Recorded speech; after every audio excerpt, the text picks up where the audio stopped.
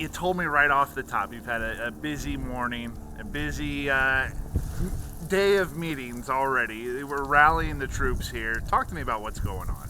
Well, right now the Orchard Mesa pool is possibly in jeopardy of being closed down. There's three entities, the city, the county, and the school district, that all fund the swimming pool.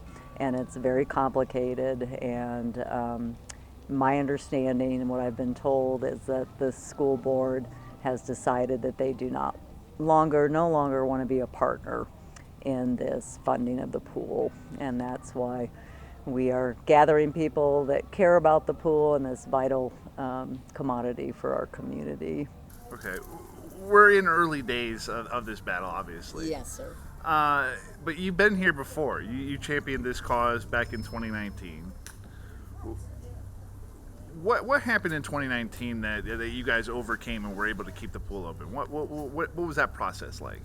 It was very complicated. We met with all three entities, had numerous meetings with the city, the county, and the school district. There were a lot of negotiations because of the public outcry. We generated around 2,500 signatures of people that really wanted to keep the pool open, including the disabled veterans, families, swimmers, everyone who accessed the pool, people with disabilities, and generated a petition with the signatures. We also had students write letters of support and what the pool meant to them. We met with the mayor and had lots of meetings, and they finally were able to come to an agreement after a lot of negotiations that they would continue to fund the pool and keep it in the community. How long was that process? Like you said, it was very complicated. Yes. From start to finish, from when you guys heard that the pool was in jeopardy, from the time that the pool was saved, how long would you say that fight went for?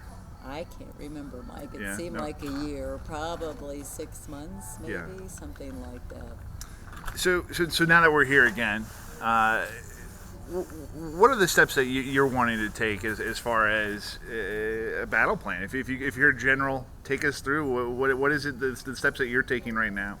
Right now, we have a number of people that are very concerned about the pool and willing to help all three entities come up with a solution. We definitely want to back the new recreation center, and we'll help with that. Because again, it's a vital community asset to benefit all people. And right now, it's mainly for the children of our community that use that pool. It's the only indoor pool that's open access for families in Grand Junction, and especially for low-income families. And most of those children are D51 students. And that's why it seems like the school district is a natural partner to be in there. And we all understand that money is tight, but there has to be money in this town. There has to be alternatives, whether, like I said, we can talk to the VA to help partner with the school district for their portion of it, or the hospitals, because they're all about health.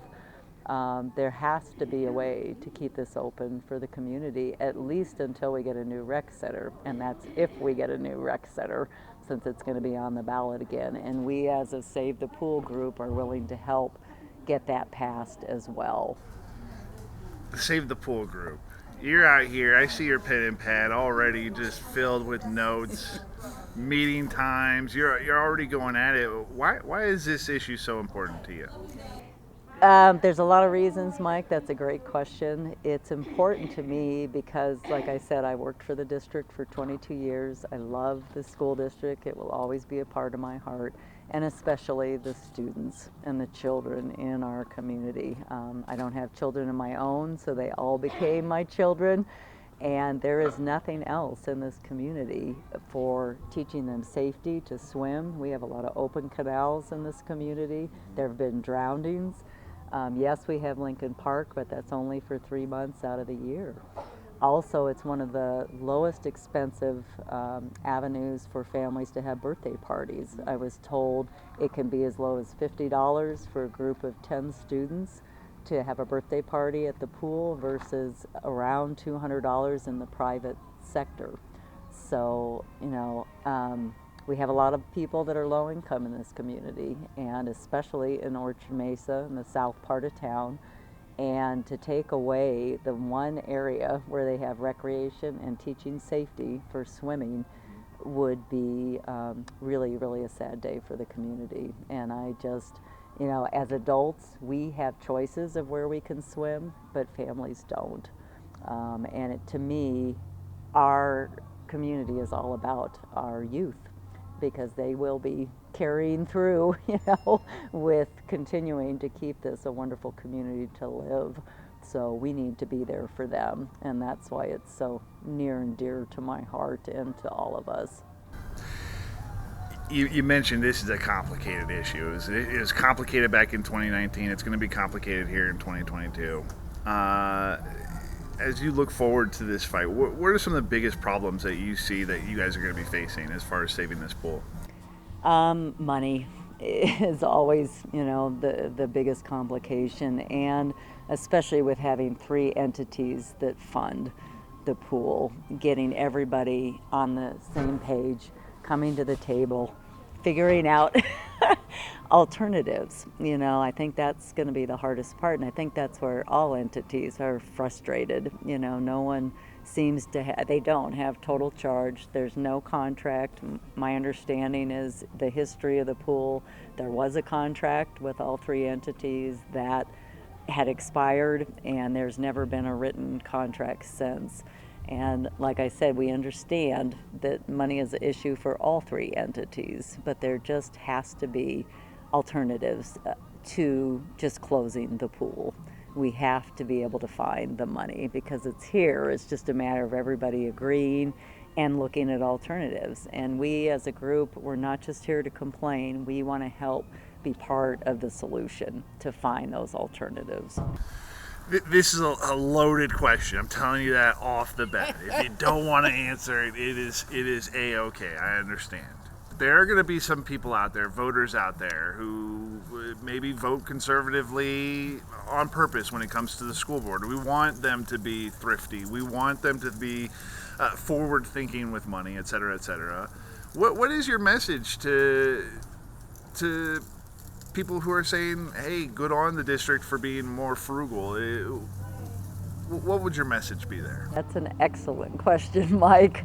Right now the rec center is what's going to be on the ballot as far as our community passing it. This is third time as a charm. Hopefully it's not passed the first couple of times, which would make a difference to our voters. And I understand the voters' concerns and the school board's responsibility to the voters to, be careful what they do with the money. But this benefits all students. The pool benefits all D51 students and staff as well. And again, if other people in the community, like the hospitals or the VA, can help with that partnership, the school district's amount of money would be a lot less that they would have to help with funding. So the other vital point, Mike, is that even if the rec center ballot passes, it will be probably at least 2 years before the building of that complex is completed. So meanwhile, if the pool is closed now, we're looking at least 2 years, maybe 3 years, where families have no access to an indoor swimming pool. So it's vital that we have some conversations and brainstorm solutions.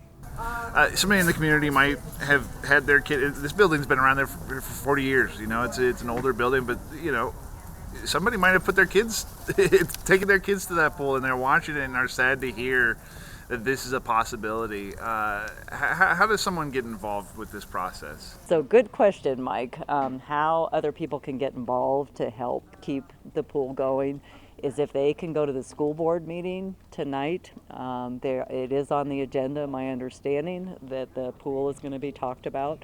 If they get there at 6 o'clock, it's at the Harry Butler Room at R5 High School off of 22nd Street. At 6 o'clock, they get there and they sign up to speak and make comments. They have 3 minutes, and if they can just voice their concerns or their support for coming to a solution to keep the pool going. And the city council is also having a big meeting Wednesday night at 6 o'clock, I think it starts, to talk about the new plans for the rec center. So if people want to get involved, if they can attend those meetings, if they can't, they can also get on the d51schools.org, O-R-G, and make comments to the school board on a feedback form. I guess the last question I have that I can think of offhand right now is, we were here 3 years ago, 4 years ago. Is it disappointing to you personally to be having this fight this soon?